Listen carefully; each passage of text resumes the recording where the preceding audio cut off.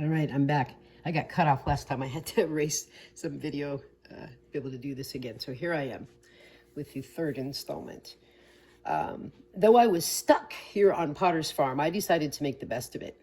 I took my mother's word that we were not to go to Janesville and tried to find a way to live with that decision. I filled my day with the magic wonderment of Lake Superior and the quiet, magnificent beauty that is Potter's Farm. My mom's dream of founding a spiritual retreat center had come into fruition some years earlier. She and I, and many others as well, had and still have very profound and wondrous experiences on this little farm. It is no surprise that this farm is a part of my story. Having spent some time with nature and immersed myself with the beauty that surrounded us, I decided to retire to the guest room where I was staying. It was a beautiful little room that overlooked the whole farm, and it held a great sense of comfort and warmth for me. On the bed was a magnificent handmade Lakota star quilt. On the quilt was an eagle with a chanupa, better known as a peace pipe, and 4 shining stars.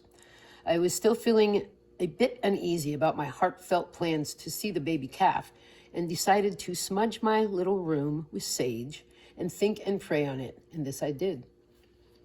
My mom was having work done to the farmhouse often in those first years of Potter's Farm, and that week I was there was no exception.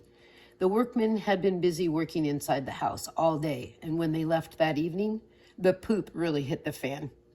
My mother approached me visibly upset and proceeded to inform me that it is not okay for me to smoke pot in her house.